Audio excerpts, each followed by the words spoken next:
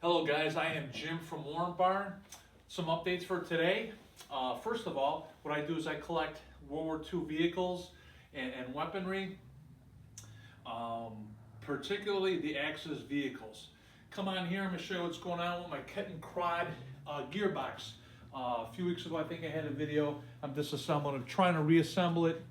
Something I've had for many years and I assumed matched up was the bell housing. So even though the Kettenkrad uses a common Olympia engine, the bell housing is different and the transmission is also unique to the Kettenkrad.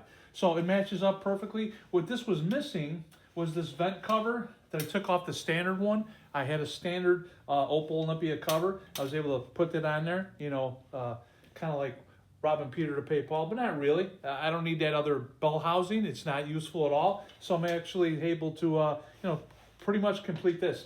Over on here, on this side, is an inspection cover. Same thing. I picked this up separately. So even though it's just a simple manual trans clutch bell housing, there was some stuff that's missing on there. I do have the fork release. There's a couple minor springs, but all that stuff is available. This is where the starter is going to go. One thing that doesn't totally match up with my vehicle is the starter that I have. I have an early starter that actually you start by reaching behind you and lifting a lever that pulls and engages the starter clutch. Later ones had a push button one, so I'm not sure if I'm going to adapt that or just pretty much use what I have. And it's getting to that point where basically I'm just going to use whatever I got. If it's working, if it needs to be restored, that's fine. I can go ahead and restore it, get new brushes. If it needs to be respun, the stator, hey, that's fine. But it's kind of cool. If it's an original starter, lever control, that's kind of neat in it. So that's where I am with the gearbox, the clutch housing. It's good to know that I do indeed have the correct one. I made a lot of assumptions in the past, thinking things would fit, and then they did not fit. And that's kind of like why I put this on there, just to match it up and be sure it's all good. Okay, so we're gonna go over here.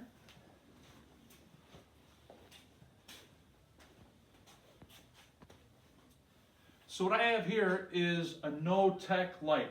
That stands for some kind of two different words in German. I don't know how to pronounce it, so I won't.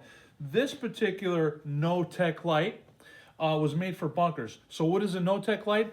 It's a light to be sure that the light shines down. So for Allied bombing raids, low light conditions where enemies could be looking for the troops, etc. This visor here above this data plate, this visor here, you turn it on and it points down. Now this one is made specifically for like doors on a bunker. So you can find a door in a bunker and you can mount it like this. I'm not sure if it's supposed to be mounted low or high. Kind of an oddity, something I really didn't need for my restorations. However, I have this dream to build like a man cave, collector room. I do have some original Luftwaffe air raid bunker shelter doors. So I have air raid shelter doors. I want to put this outside one of those doors, kind of like, sweeten the deal, make it look a little bit more authentic.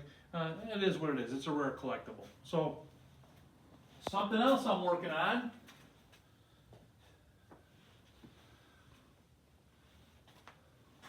Something else I'm working on here. This was just because I had some spare time. What I did is for the Flak Visier here, there was a menu table of contents, and this was in Portuguese.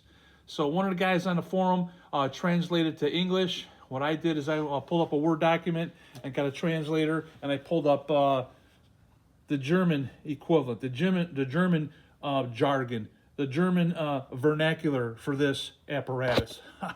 Right? So there you go. So I'll put that, cut it out, put the piece of plastic over it, and put it there. Now this isn't technically not authentic. It could be wartime. I'm not sure. So if the Germans ship these to Portugal exactly like the ones that they shipped to them, and the Portuguese, translated it during the war, it's still a wartime piece. But this will make it more homogeneous, making everything with German markings, German nomenclature, etc. Okay.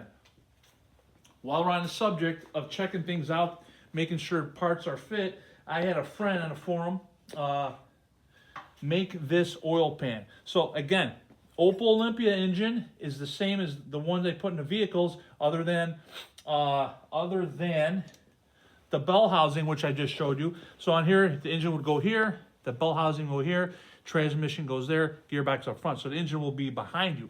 So the unique thing about this oil pan is it has to be made with this, I don't even want to call this a crenellation, this boxed area. The original oil pan came up over here. So why is that a bad thing? Well, in the Kettenkrad, we have the torsion bar tunnels that go here and here. So this is made so it would sit inside the Kettenkrad frame. Again, the torsion bars will go here, through here. This is made a little bit deeper, so it'll fit in there, and there we go. So again, a part I've had for a little bit, but I just never took the time to match it up because I was pretty certain it would, and it does indeed match up. So this is a 1952 engine, and I'm happy I've got it. This one will fit in there. It's going to be okay, and it'll run fine at the end of the day. Parts are available other than some key things like a crank, but I have a crank. But pistons, all the bearings, I got a new camshaft. I'm eventually get, what else am I going to get? I'm going to get, well, I have it, basically everything. Rocker arms, springs, valves, valve guides, and push rods. So basically this one is done at the end of the day, will be all rebuilt. There's a couple minor things I'm missing, but I'll get everything for that. So yeah, it's a cool thing. So the P1, that's what this is. All right, guys, just a quick overview on some little things I'm doing on the side, getting prepared for some bigger things to happen. When those bigger things happen and those cool parts come in, I'm going to share that with you. But thanks for watching, guys. It's Friday tomorrow. Have a safe Friday and weekend, and we'll talk to you soon.